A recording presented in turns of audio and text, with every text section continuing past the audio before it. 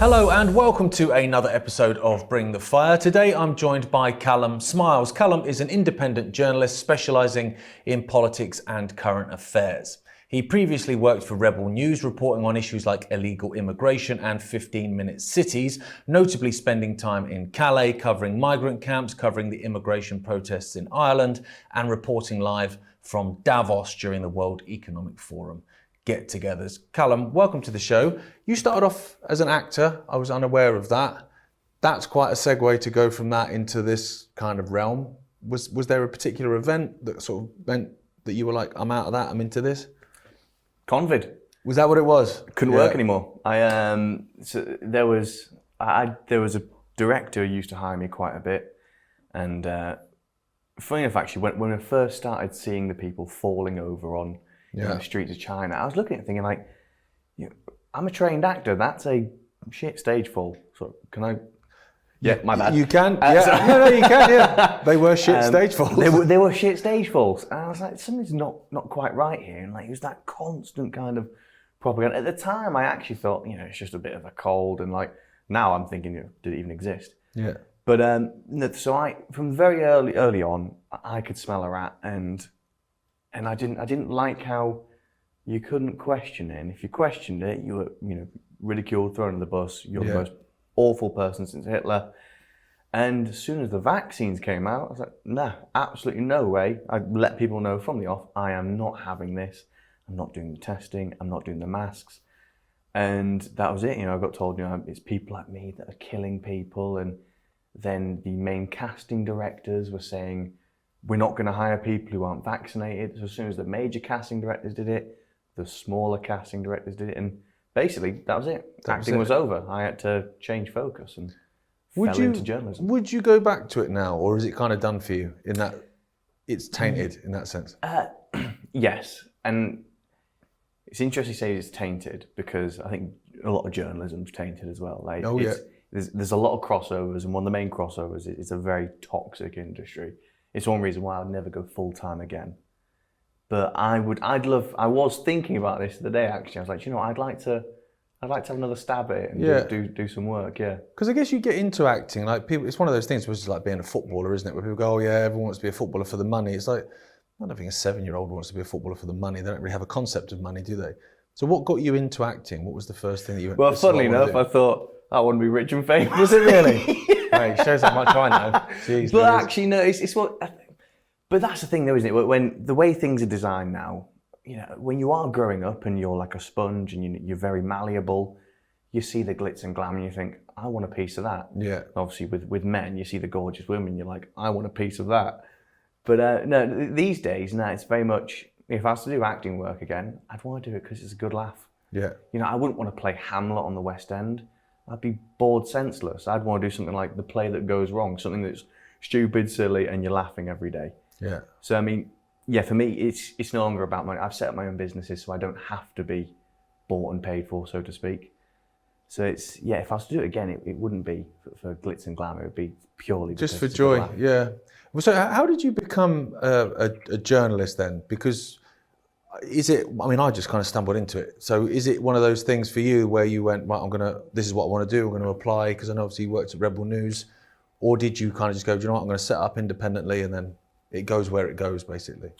Well, so I used to watch, when I was younger, I used to watch like Rebel News stuff, and I used to quite like Stephen Crowder sort of things, and I really enjoyed the Change My Mind Stephen Crowder did. Oh yeah. And during COVID, when I was looking into things that it appeared no one else, obviously there was a handful of people, but because it was so censored, you didn't know those people around because they weren't doing it. So I started doing that, but I thought I'd give it a British spin and call it Convince Me Otherwise. So I would take my A-frame, it was actually Wiltshire Council's, but I think I've still got it actually. I'd take my A-frame with, my first one was COVID vaccines aren't the answer, convince me otherwise. Funny enough, that poster got me kicked off GB News.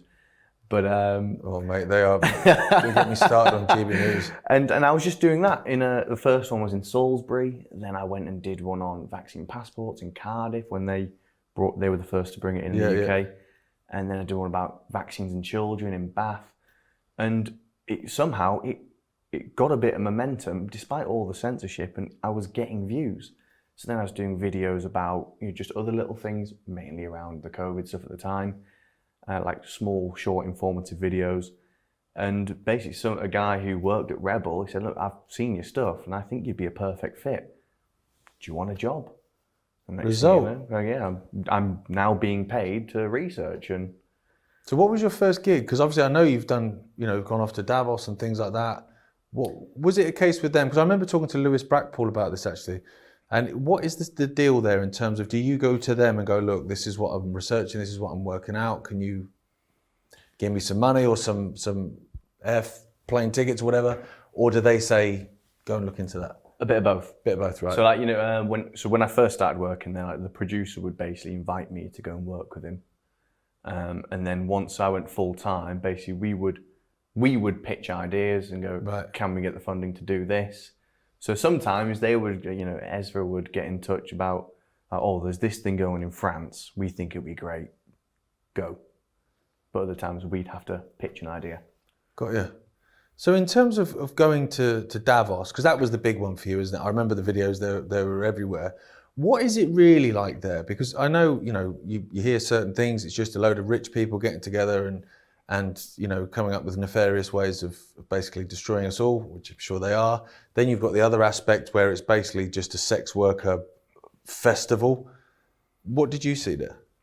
Unfortunately, I didn't see the sex workers.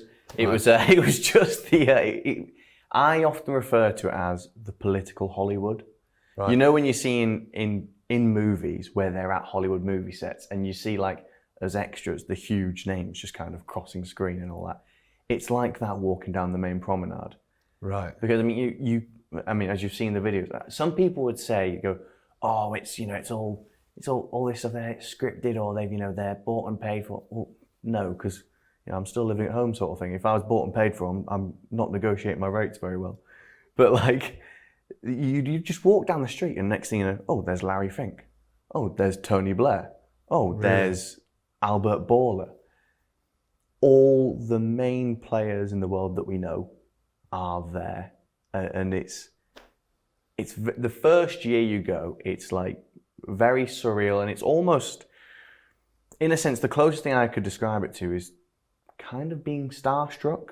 Obviously, Right. not starstruck like, oh my god, Yeah, it's you're Tony not in Blair. awe of them, It's, but yeah. oh my god, it's Tony Blair. Yeah, I can understand that. If I walked past Tony Blair on the street, I would be taken aback by it. And it's not just that, because you'd see Tony Blair, you go, oh, what, that's Tony Blair, and then you grill him, and then you go, oh, that's John Kerry, and then, oh, that's Will I Am, and it's a very interesting place, and I do recommend. Hopefully, it comes to an end in our lifetime. Yeah. I would recommend you go and check it out for Really? yourself. What is the security like? Because you would imagine it would be insane.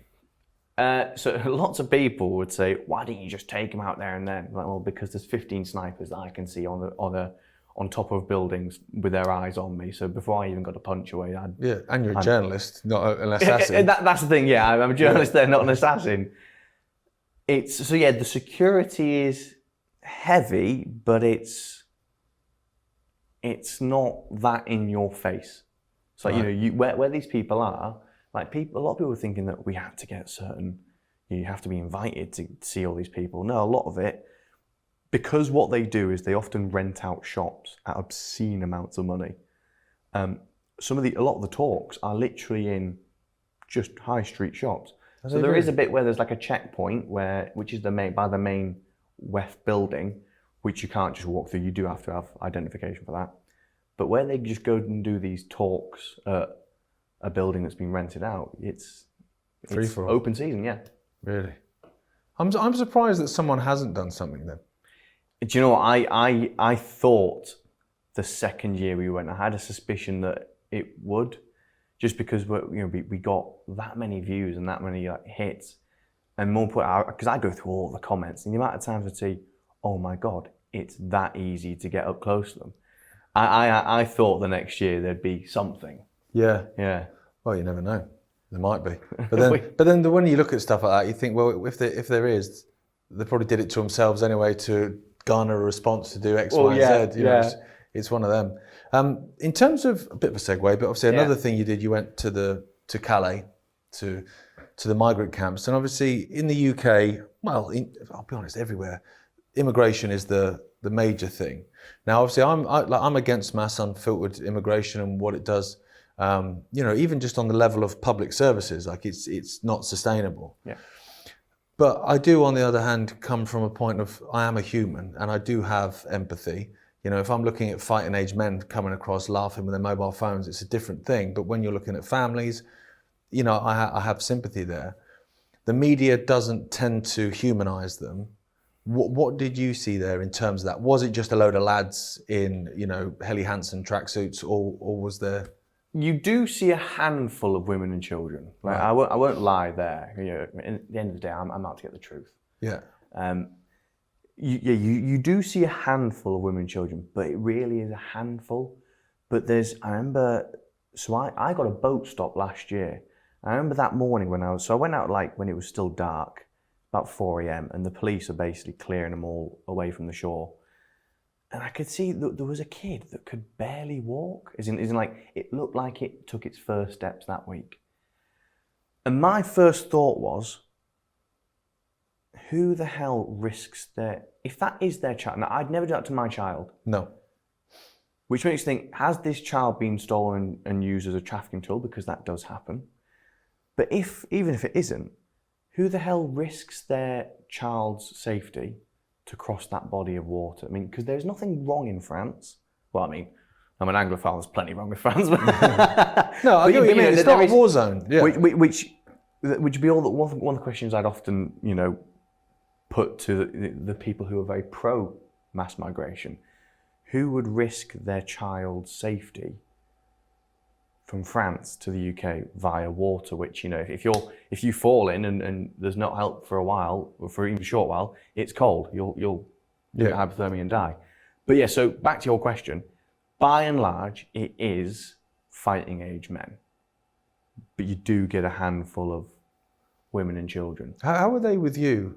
The men in particular, did you find them aggressive? Because I know that's a real concern for people here. Who are these guys? So one of the things from other sources, from other research, from my own experience, by and large, the Africans are the ones you want to be wary of out there. So I remember once, have you ever watched The Walking Dead?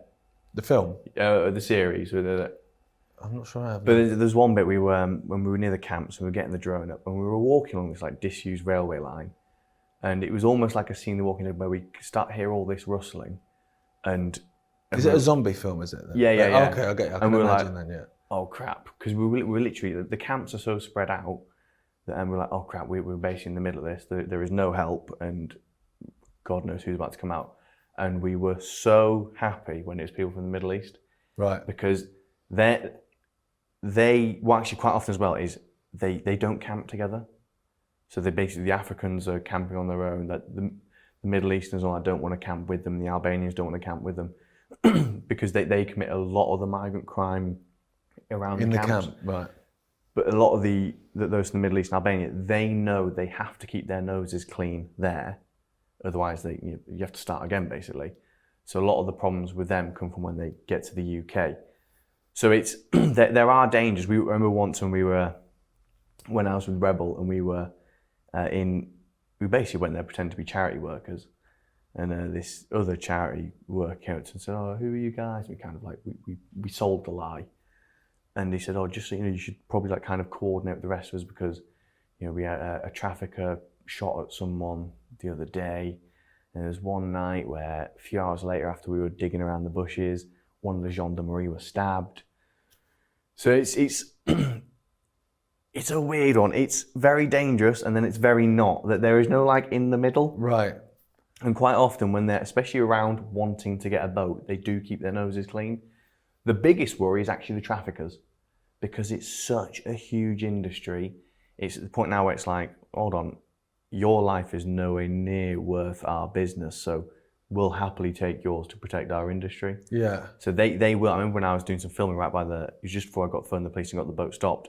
I was filming them all come out and they were angry, going, no picture. And I genuinely thought, oh bollocks, my luck has run out.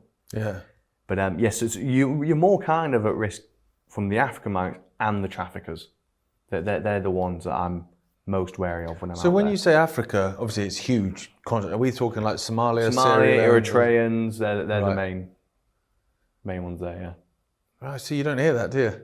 No. Like your eyes are always, it's the Syrians and whatever you. It does. you It get does. that.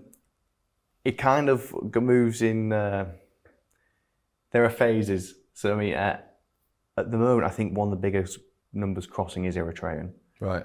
But for a while, it was Afghani and Iranian. But quite often, though, the reason the Afghan and Iranians cross, they have the money to. Right. So a lot of the Africans don't have the money to pay for the traffickers. Speaking to one guy from,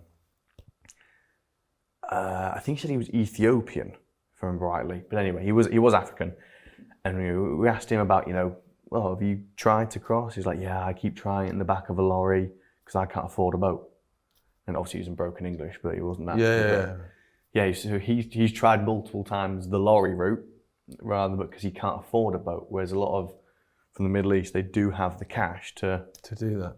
To do it. Why do they say they're coming to England? Because like you say, France, or it's not even just France. If you listed all the different countries they've had to have passed through, none of them are war zones. And for me, I look at the state of England nowadays, and I think Luxembourg seems quite nice. Yeah. Do you know what I mean? So I'm now thinking France seems quite. Yeah. So why do they tell you why England? It's money. So the French government give them nothing.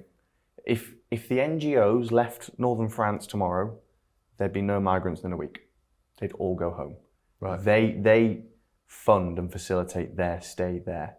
So quite often as well. So on the night where I was, on the early morning, about 4 a.m. when they were all being cleared away, there is, it was the Utopia 56 van, which was there basically, and handing out all these supplies for them to go back to their camps. So if they come here because of the money, and you've got to give it to the Albanians, it's a genius business model. Quite often in the early days, so when we had a lot of Albanians come over as refugees, they're almost part of the marketing team. Right. So when they would get into the hotels and that, part of their thing is they show you what you get. So then they put it on their TikTok, and then, people in the camps, because they've all got mobile phones in the camps, they can then see basically what their money's getting them if they can get over. So it's a really good business model. Why do you think, this might be a tinfoil hat job, why do you think it's being allowed to happen? Because like you say, in terms of protecting your borders, it's pretty easy, really. Oh, especially when there's a body of water. Exactly. You could stick some Navy vessels out along the line between Calais and Dover and Folkestone or whatever. Why don't they do that?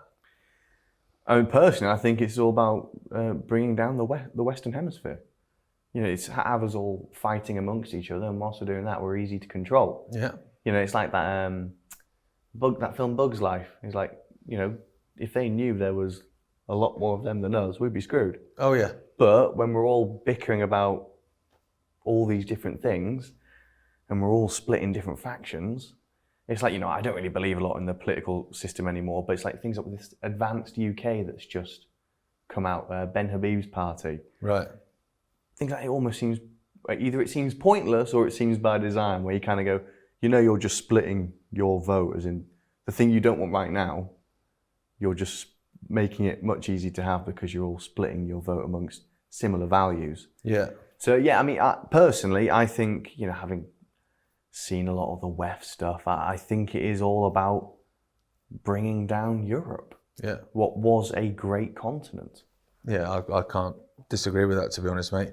In terms of that division, though, because obviously you got into this stuff after seeing through COVID and that, so you would have seen this unity forming.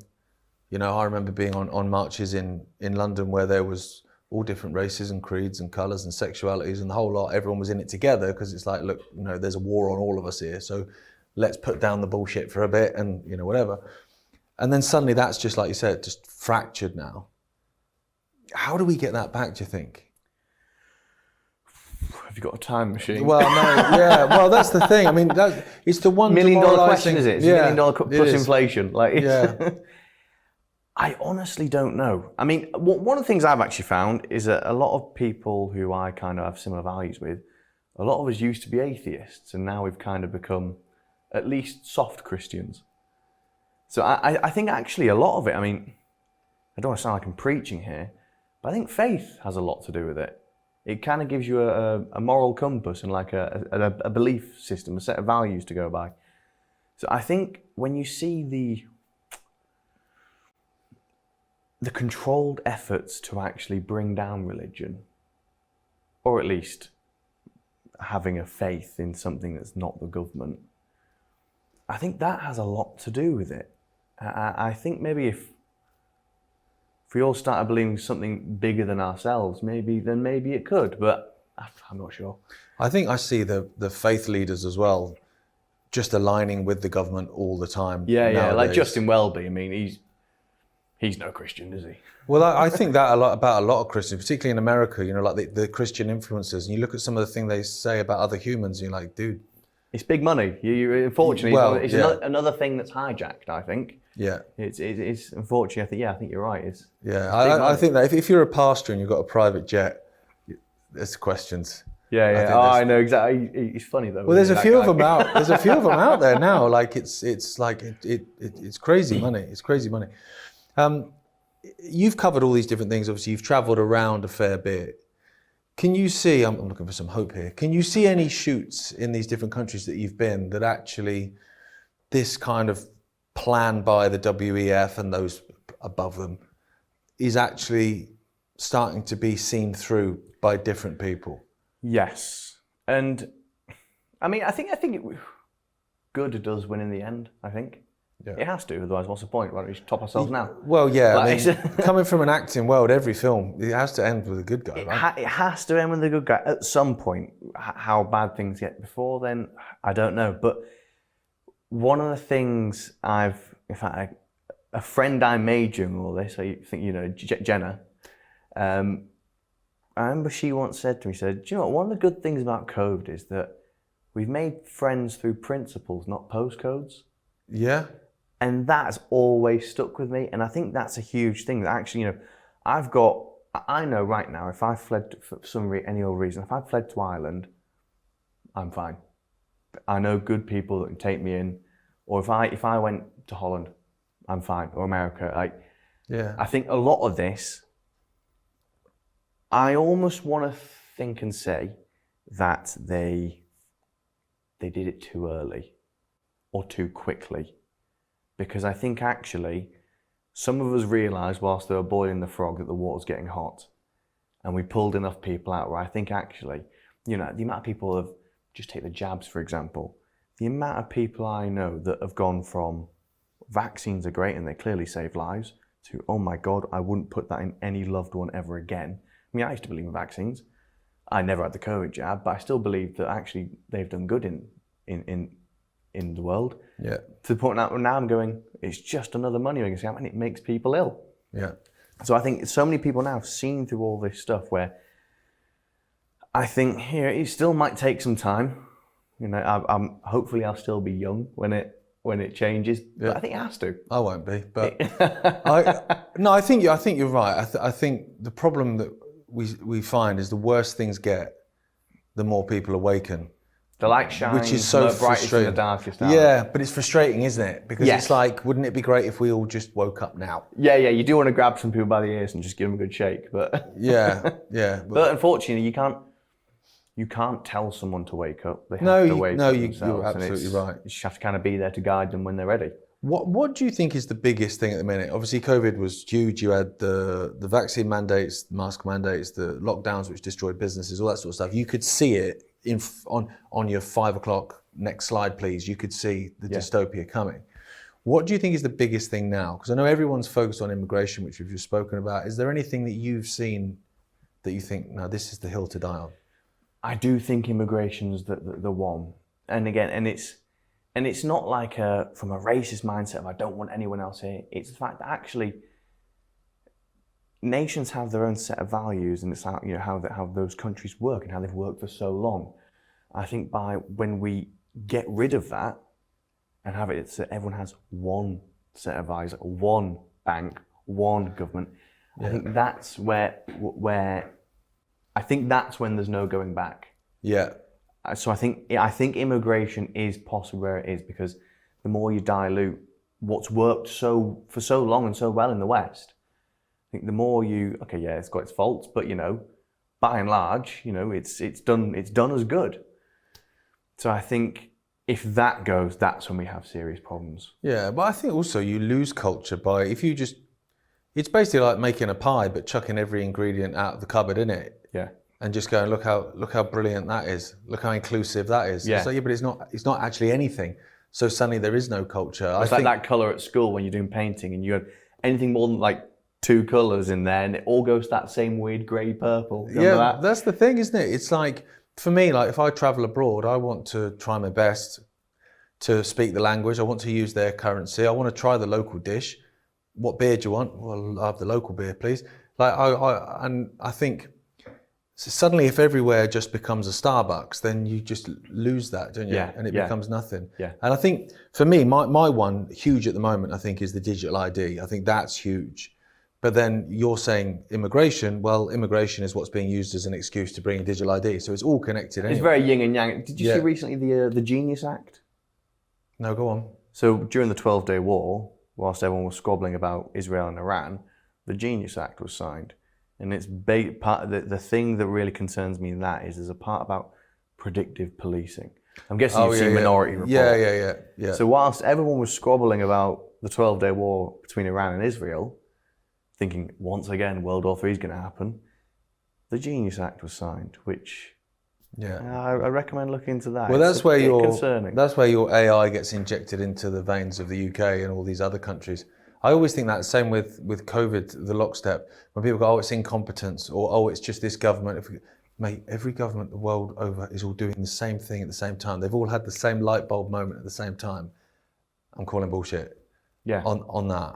And you can only be incompetent so many times. Exactly. Or you think, surely they've all got a Twitter account. They're all seeing us point out that what's wrong. Yeah, no, it's definitely nefarious powers. I think. Yeah. For me, I agree with you. People are waking up. I think it's a numbers game. I think once you see stuff, you can't unsee it. So it's like that. It's almost like the worse it gets, the more people awaken, so the better it becomes, in theory. The alternative media, for want of a better term, has played quite a big role in that. I'm now looking at the alternative media, particularly in the States, but also here, almost going more into a mainstream left and right paradigm where you got people like Alex Jones who, for instance, and people can think what they want of Alex Jones, but over the years, he called out the fact that it was a uni party, the fact that they were the globalists. He was there at Bohemian Grove when they're all bloody worshipping a giant... And they're making the freaking frogs gay. when they're all worshipping a giant freaking owl. Well, it might be, or non-binary or whatever. So he knows all that, and now suddenly the deep state is the Democratic Party. And you're like, dude, it's not left or right, mate. They're two cheeks of the same arse. And you all used to believe that. Now suddenly you're back into the political argument, which is all the mainstreamers. Yeah. So where do you see that alternative? Because I feel like it's been hijacked, if I'm honest. Oh yeah, and you know, I'm seeing a lot of the alternative media as well. I noticed this as we were kind of coming out of the COVID era. A lot of people who made almost like celebrity sort of names themselves suddenly went, I quite like this. Yeah. We were talking about someone earlier. Yeah. And I think that's got to them, and like you said, they're morphing into the mainstream. Yeah, I'm seeing a lot of alternative media get bought and paid for. I think that's often actually it's the main reason why I've got my own businesses, because actually, so I don't want to be full-time media anymore, because I don't want to be told what I can and can't say, what I can and can't question. But I mean, I when it comes to things like America with Democrats and Republicans, I mean, I do think a lot of Republicans are also full of shit. I'm skeptical, but I want to believe Trump isn't bought. Because I am, I'm a lot of my people that I speak to in America, they are talking about good things that are happening and good things that are changing there. And so I'm like, we're going to make a 60 sort of 40 split. I'm not just going to be like, oh my God, I love Trump, isn't he the best? But I'm hoping that maybe one of our seeds grew to be a big tree that can. Well, it'd help if he released the Epstein files. I've got to say, if he actually did that. Which again, it makes you wonder why. Why are they not? And like I said, I'm skeptical as well. But yeah, I think if I think back, you had the mainstream media. That was the only voice. Then the internet came along, which I think, there's nefarious reasons behind that in terms of control and smart grids and all this sort of stuff, but we could get information out. So what they did is they got all the alternative media on YouTube, and it was fine. I remember those YouTube rabbit holes you could go down, you go anywhere, and there was nothing was censored at the start. They got everyone hooked on it, everyone's businesses depended on it because they were making money. Then suddenly they changed the community guidelines, and that shut people up. So you either towed the line and you kept your account, or you broke the rules and you were gone. I can see Twitter doing the same, not in the deleting, but in the elevation of accounts. Because I look now and I think, if you're on the left, and you can be as crazy, blue-haired, 250 genders as you like, you'll get elevated and you make a few quid. If you're on the right, Christ is king, MAGA, Israel has a right to defend itself against babies, whatever, you'll get elevated, you make a fortune. But if you step out of either of them into the middle and say, oh no, they're both bastards, suppressed to hell. Yeah, I lost my main account and someone got it back. I thought, hold on, what happened to free speech? Yeah. I completely agree. Yeah, so a friend of mine, she was actually, because she watched all my stuff, and she's saying, do you know what? You if you sold out, you'd actually be a lot bigger, wouldn't you? Like the things she said, I really like your stuff, but if you sold out, you could actually do really well. She wasn't telling me to, but she was just pointing out, no, but she's making a valid point. Yeah, she's like, you do some good stuff, and if you actually just push certain things, and she's like, you'd get good work. But yeah, I think you're right. There is the middle ground is where I think most of us are. But it's also almost like the worst place to be in terms of actually trying to get anything done. Yeah, no, you're right. You're right. And we have conversations here about stuff, and it is quite demoralizing sometimes, because you can see yourself being, suppressed. And I get messages all the time going, dude, I had to follow you again. For some reason, Twitter unfollowed you, or I don't see your stuff anymore. I have to go and find your page. It never shows up in my timeline, all this kind of stuff. And then all the time I'm seeing your Tim Pools of this world with his silly hat on. In all weathers. Mate, I saw him, he was at the White House and he was in a suit and he still had his hat on. It's like, it's a brand, isn't it? Which is just strange in itself. But they get elevated all the time. And it is quite frustrating, especially when you're trying to get stuff out to people. But then you have a decision. Do I sell out and make a few quid? But then I've got to look my kids in the eye. Or do I look the kids in the eye and it is what it is? I mean, I'm always going to go for that one, but it doesn't mean it's not frustrating if you're being suppressed. Yeah. And unfortunately, a lot. And that's the annoying thing, that it's one of the things I actually said to people back during COVID. If all these people that do then kind of go, oh, well, maybe I will go this way then, because maybe I can. So hold on, we're all saying the same thing. Why don't we just all not do it? Yeah. It's like the amount of people during COVID that said to me like, oh, I didn't want to get vaccinated, but I had to because of X, had to because of A, had to because of... And then I speak to someone else, and they give the exact same script. And I'm like, you do realise if you look left and right for 30 seconds and spoke to your neighbour, you're all thinking the same thing. Yeah. This could have been done in a day. Yeah. And that script they're saying to you, so isolated. They're saying it to themselves as much as they're saying it to you. Yeah. I think a lot of the time. Yeah. People kind of, I have that a lot with people. They'll say stuff and I'm sorry, mate, are you trying to convince me or yourself? Yeah. I think it's the latter actually. Yeah. But how do you think that we can beat this then? In terms of like this destruction of the West that you speak of, I agree completely. I think it's exactly what the plan is to create as much chaos as possible that they can then just hand the solution as they often do. How do you think we turn it round, given the fact that those voices that aren't on the extremes of either side are being so silenced? Don't stop. No. As soon as you stop, they win. Yeah.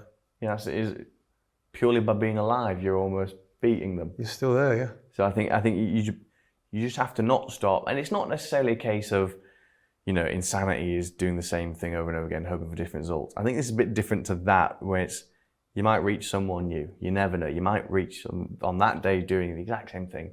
You might reach someone new, and then they might reach someone. Yeah. I think it's purely about don't give up. Because as soon as you do give up, then it's done. Yeah. So just keep doing what you think's right and keep doing it. Yeah. I agree. But I'm thinking of David Brent now. If you're facing in the right way, all you've got to do is just keep on walking. But it's true though, isn't it? It is true. It is true, yeah. And I think that's again, going back to the whole, like, it could be done in a day. I think that's why it's taking so long, because a lot of people do go, what's the fucking point? Yeah. And then they stop. It's That's what they want. Hold on. Reach out to someone. Yeah. I think that's what they want. They want people angry and kicking stuff over, and they want people thinking, what's the point? If you can find that kind of area in the middle where you kind of, I'm aggressively speaking, not chucking a Molotov cocktail that's going to lead to all kinds of other stuff. That's not a bad idea. No, you spit one out. The other thing that I think is massive at the minute, and has been for a long time, is the whole climate change stuff. It's used as an excuse to pull in net zero, which again is just the destruction of the West. I don't see China, worrying about it. They're opening up more coal-fired power stations and their economy's flying and all that kind of stuff. But you interviewed Greta Thunberg. How did you find her in terms of what did you think? She was an actress, she was genuine, she was... So because I always wondered. So when your dad used to talk about lizard people and that, I thought he was batshit crazy until I went to Davos. Really? Greta looks like this weird young boy, but not a young boy. I mean, I think at the time I was there, I think she's like 22, but it's such a weird, small boy-like frame. And then meeting John Kerry in the flesh.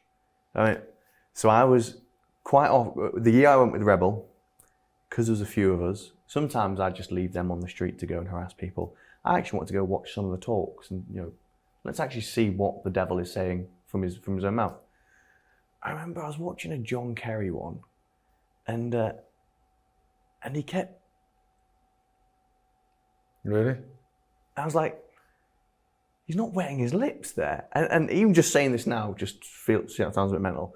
And I looked around and everyone was just like in a trance. It felt like I was in a movie where you're going, how the hell is no one else seeing this? Was he all climate change? Was that his shtick? Funny enough, actually, that day he was talking about climate change, And he kept protruding his tongue. I was like, that's what lizards do. Holy crap. Because David Icke was right. I've wondered about the Greta thing in terms of the stuff now with her on, going over to Gaza and all this kind of stuff. It looks like they're almost done with her in terms of, you were the poster girl for pushing all this stuff. You sort of stepped out of line a bit, right? We'll vilify you. Thanks, here's your £30 Amazon gift card on your way. Yeah, off you go. But then I wonder, I think, well, yeah, but is all that, whilst I support the rights of people to not be blown up, is that also part of the script?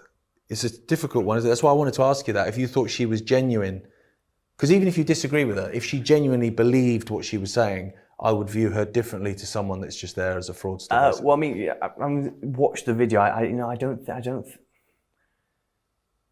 think she does. You don't think she believes it? I honestly think she is I don't necessarily built in a factory or something, but I think she is a product of what they're pushing, and she's a mouthpiece. Yeah. When the cute child says something, everyone listens, just because that's a cute child. You can't get angry at that. Some of the people are saying you can't be doing this. She's a young girl. I'm like, a 22-year-old woman spouting crap that's affecting decision making at a nation state level. One of those nation states being mine. Yeah. So yes, I will grill her about these things because she is having an impact, whether that is good or bad. But I disagree with it. I think the Asperger's is part of it as well.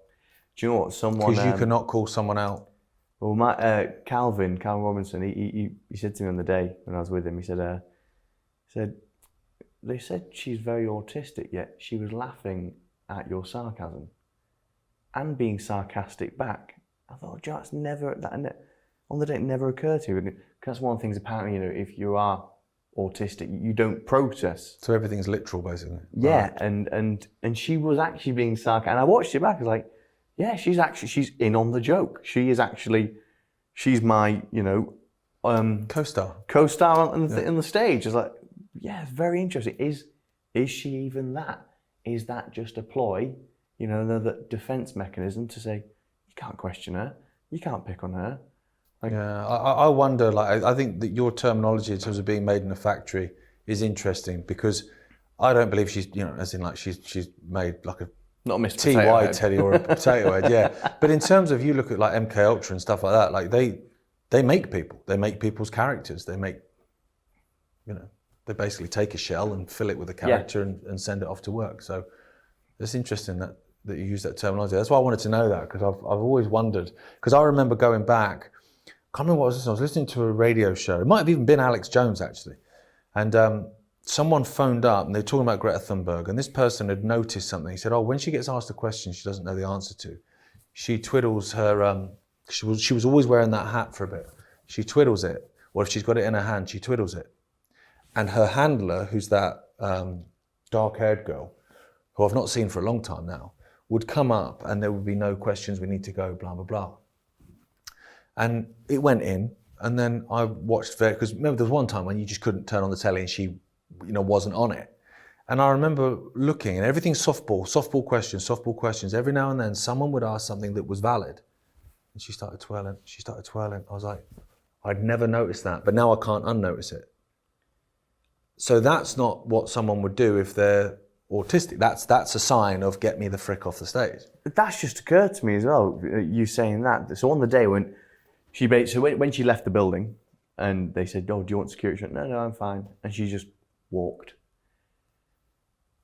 When it basically stopped, when a car with blacked out windows came and they stopped and they went, "Come on, Greta, in you come," and got her in the car and drove off. Right. So what you just said then, that's the first time I've thought of that. In you get, we need to put you back on charge. Yeah. You're getting out of range, Yeah. Do you think, having been at Davos and seen them, do you, from these people, get the air of them being in control, or them being actors to act on behalf of those? Yeah, I think a lot of it is actually more, things on this scale, this bad, this well thought out. I don't think anyone actually knows the real person or thing. No, I agree. That's pulling the strings. I think maybe these, I almost see these people as like lieutenants of this evil army. So, when you see Larry, think, okay, yeah, he's got a lot of power and a lot to say, but I don't think he's the one making the orders, or Bill Gates, or even George Soros. Yeah. I think there's someone or some people or something that we've never seen, or even know. No, I agree with you. I remember talking to a couple of different Epstein survivors, and both said that about him, that he wasn't the head of the snake, like nowhere near. He was like just the belly. I don't even think he's dead. I don't either. You don't have that much on people and don't have kill switches. Yeah, I don't. I think he's in witness protection or something. Well, there's the minute of missing footage, and people are going, well, it's only a minute. There's no way someone could have gone in and killed him and got out in a minute.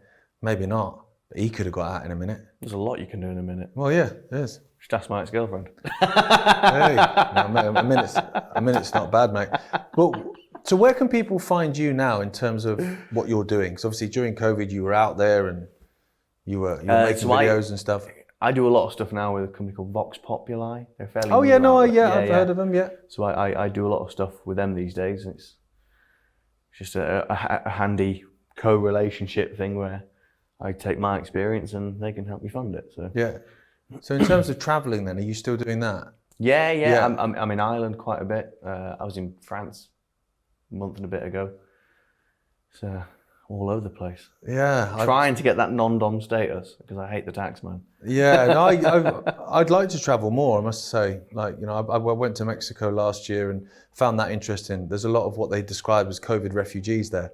Yeah, I know a lot of people who went out there during our lockdowns just because the cartel went, we're not doing that. No, exactly. But it was funny because as soon as I arrived, they were saying to me, so when are you moving out here? Because the UK is whatever, like, when are you moving out here? So I just out of interest, I went, well, I mean, how much does a place cost, like, here, just out of interest? Not that I want to move to Mexico, but if I did. And one guy was like, well, you can get a decent place for like $1 million. And I went, oh, $1 million pesos? He went, no, $1 million. I went, that's £800,000. I get a pretty decent place in England for £800,000, mate. It's mad how people live sometimes just completely different worlds, to where you live. You could buy half of Hull for that, mate, and get change. Yeah, it is crazy. But I would like to travel more, just to kind of have a better view of what's going on in the world. It is interesting. I almost refer to it as like doing my own polling. Actually, I get it. Yeah, because I find that so and so says this, everyone knows this. Well, I'll see it for myself, thanks. Yeah, see, a lot of people say about things online. I'm like, I actually quite like to go and see for myself. Yeah. Because I bet a lot of the time it ain't what you're told. No, it's not. No, exactly. Well, I look forward to seeing more of your stuff, and it's so hot in here. I don't have sweaty hands, mate. Bloody cooking, isn't it? Yeah, it is. But it's been great to talk to you. My I really pleasure. appreciate it, and thank you to everyone at home for tuning in. We'll see you next Sunday when we'll be bringing the fire once again. Good day.